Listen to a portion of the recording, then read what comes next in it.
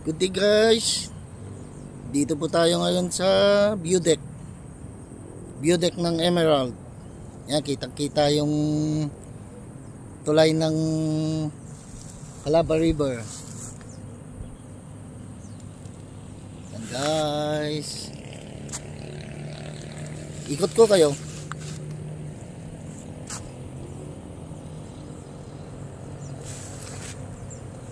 Ikot lang natin guys. Yun, dito yan sa view deck.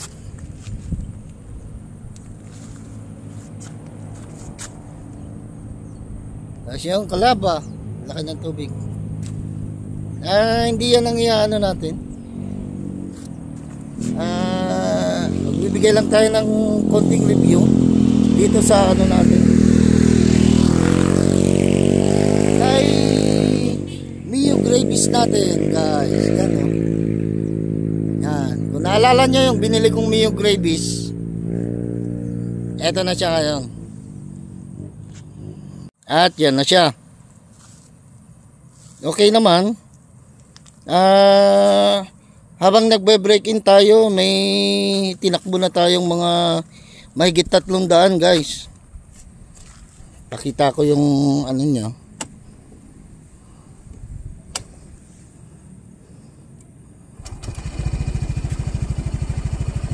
$341. Yan, umaandar siya guys. Yan o. Yan pa rin siya kay smooth. Habang binibreakin natin, pasensya na kayo, medyo maputik lang kasi ano panahon na ng tagulan dito sa amin. Quick review lang natin guys. Ating si Mio Gravis. Ayan na siya.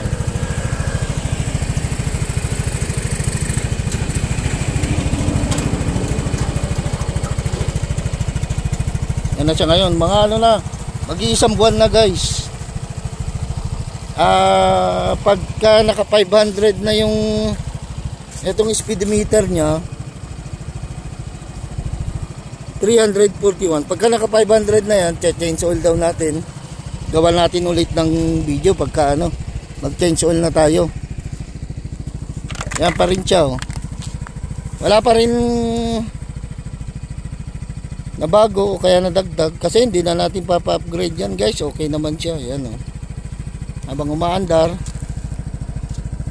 ganda naman. At saka parang mas maganda yung takbo niya kaysa kay ano sa Mio natin. Maaraw nga pala ngayon dito guys. Yan oh.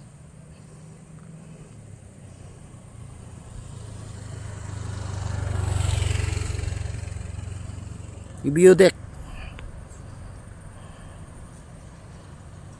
Kitang-kita nyo yung kabuuan ng Calaba Bridge. Dito from Bangged at doon papunta sa kabila, papuntang Lapas. Yan, tapos yung mga bundok dito, kita nyo. Kitang-kita naman. Yan, tapos yung tubig ng Calabar River. Calabar River yan nasa ano, Abra River. Dito yan sa Calaba. Kasi mahaba itong Abra River guys. Balik tayo kay Gravis. Yan na siya guys oh. Okay naman.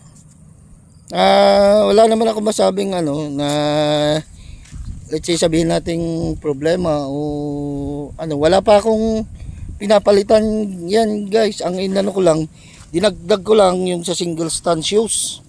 Eto. Kasi ano to eh. Excuse me. Mas maganda kung meron yan guys. Kasi ano to. Nadudulas kasi pagka ano. Kaya binila natin para mas malapad. At saka may goma siya. Side stand shoes. Tsaka may goma siya dito para hindi na siya madulas pagka naka single stand ka. Yun, as of now yan pa lang yung ano natin, yung Gravis natin. At saka dinagdagan natin ng goma dito sa ano tawag na ito? Sa ano ng preno. Nagdagan natin magkabilaan yan guys. Para hindi madudulas yung daliri mo pagka sakaling pipihit ka ng preno. Yan. At wala pa rin tayong plaka guys. Wala pa dumarating na plaka natin. Ano pala to? Gaya nung nasabi ko noon, nagka-discount siya. Nabili natin ng 84 ay 85 bata. Yan ang matandaan, kung 85,900 ganun. Free 3 years registration. Nakarehistro na to ng 3 taon. Kaya hindi tayo mamomblema ng registration sa loob ng 3 taon.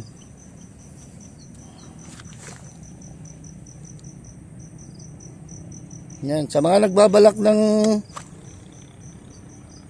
kumuha rin ng gravies na ganito, dati kasi nung mahigit 90. Ngayon bumaba. Kaya tayo nakakuha. Sa mga nagbabalak at gustong kumuha ng ganitong motor, try nyo maganda rin naman.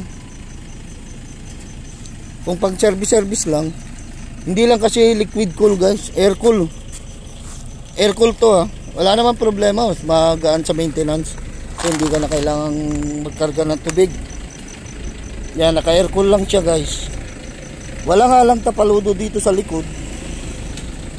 Kaya medyo marumi din dyan banda.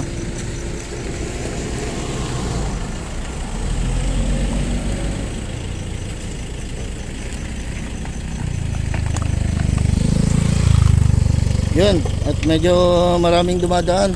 Dumidilim na naman, mukhang uulan. Hanggang dito na lang guys, and please don't forget to like, share, and subscribe to my channel, Tito Jun MTV. And thanks for watching guys.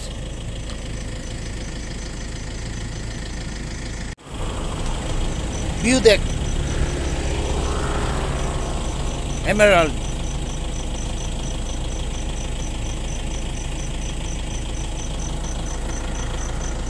Natin si Gravies.